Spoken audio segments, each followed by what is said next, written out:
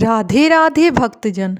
भगवत गीता के 8वें अध्याय से श्लोक 8 में बताया गया है, हे पार्थ, जो व्यक्ति मेरा स्मरण करने में अपना मन निरंतर लगाए रखकर अविचलित भाव से भगवान के रूप में मेरा ध्यान करता है, वह मुझको अवश्य ही प्राप्त होता है। अब इस श्लोक का विस्तार में अध्ययन हुआ है। इस श्लोक में भगवान कृष्ण अपने स्मरण किए जाने की महानता पर बल देते हैं। महामंत्र हरे कृष्ण का जप करने से कृष्ण की स्मृति हो जाती है। भगवान के शब्दोच्चारण, ध्वनि के जप तथा श्रवण के अभ्यास से मनुष्य के कान, जीभ तथा मन व्यस्त रहते हैं। इस ध्यान का अभ्यास अत्यंत सुगम है और इसमें परमेश्वर को प्राप्त करने में सहायता मिलती है। पुरुषम का अर्थ भोक्ता है। यद्यपि सारे जीव भगवान की तटस्था शक्ति हैं, किंतु वे भौतिक कलमश से युक्त हैं। वे स्वयं को भोक्ता मानते हैं, जबकि वे होते नहीं। यहाँ पर स्पष्ट उल्लेख है कि भगवान ही अपने विभिन्न स्वरूपों तथा नारायण, वासुदेव आदि स्वांसनों के रूप में परम भोक्ता है। भक्त हरे कृष्ण का जप करके अपनी पूजा के लक्ष्य परमेश्वर का, उनके किसी भी रूप नारायण, कृष्ण, राम आदि का निरंतर चिंतन करता है। ऐसा करने से वह शुद्ध हो जाता है और निरंतर जप करते रहने से जीवन के अंत में वह भगवत धाम को जाता है। योग अंतःकरण के परमात्मा का ध्यान है। इसी प्रकार हरे कृष्ण के जप द्वारा मनुष्य अपने मन को परमेश्वर में स्थिर करता है। मन चंचल है, अतः मन आवश्यक है कि मन को बलपूर्वक कृष्ण चिंतन में लगाया जाए।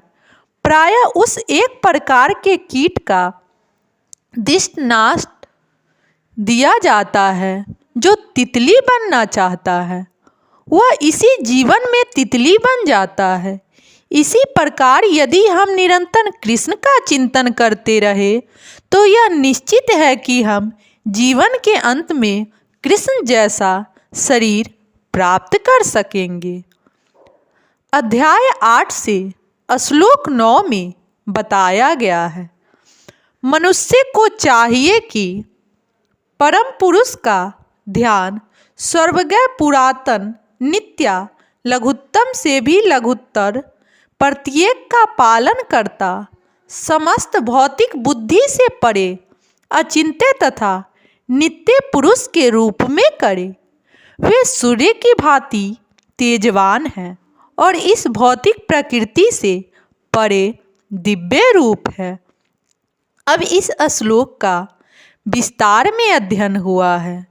इस श्लोक में परमेश्वर के चिंतन की विधि का वर्णन हुआ है।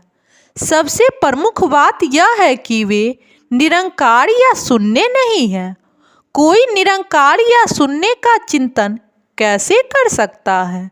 यह अत्यंत कठिन है, किंतु कृष्ण के चिंतन की विधि अत्यंत सुगम है और तथ्य रूप में यहाँ वर्णित है।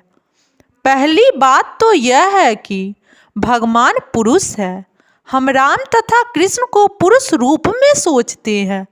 चाहे कोई राम का चिंतन करे या कृष्ण का, वे जिस तरह के हैं उसका वर्णन भगवत गीता के इस श्लोक में किया गया है। भगवान कवि है, अर्थात वे भूत, वर्तमान तथा भविष्य के ज्ञाता है। अतः वे सब कुछ जानने वाले हैं। वे प्राचीनतम पुरुष हैं, क्योंकि वे समस्त वस्तुओं के उद्गम हैं। प्रत्येक वस्तु उन्हीं से उत्पन्न है। वे ब्रह्मांडल के परम नियता भी है। वे मनुष्य के पालक तथा शिक्षक है। वे अणु से भी सूक्ष्म है। जीव आत्मा बाल के अग्रभाग के 10,000 अंश के बराबर है, किंतु भगवान अचिंत्य रूप से इतने लघु है कि वे इस अणु के भी हृदय के प्रविष्ट रहते हैं। इसीलिए वे लघुत्तम से भी लघुतर कहलाते हैं। परमेश्वर के रूप में वे परमाणु में तथा लघुत्तम के भी हृदय में प्रवेश कर सकते हैं और परमात्मा रूप में उनका नियंत्रण करते हैं। इतना लघु होते हुए भी वे सर्वव्यापी हैं और सबों का पालन करने वाले हैं। उनके द्वारा इन श्लोकों का धारण होता है। प्रायः हम आश्चर्य करते हैं कि ये विशाल लोक किस प्रकार वायु में तैर रहे हैं। यहाँ यह बताया गया है कि परमेश्वर अपनी अचिंत्य शक्ति द्वारा इन समस्त विशाल लोकों तथा आकाश गंगाओं को धारण किए हुए हैं। इस प्रसंग में अचिंत्य शब्द अत्यंत सार्थक है। ईश्वर की शक्ति हमारी कल्पना या विचार शक्ति के परे है, इसीलिए अचिंत्य कहलाती है। इस बात का खंडन कौन कर सकता है कि वे इस भौतिक जगत में व्याप्त हैं, फिर भी इससे परे हैं। हम इस भौतिक जगत को ठीक ठीक नहीं समझ पाते, जो आध्यात्मिक जगत की तुलना में नगण्य है। तो फिर हम कैसे जान सकते हैं कि इससे परे क्या है? अचिंत्य का अर्थ है इस भौतिक जगत से परे, जिसे हमारा तर्क, नीति शास्त्र तथा दार्शनिक चिंतन छू नहीं पाता और जो अकल्पनीय है।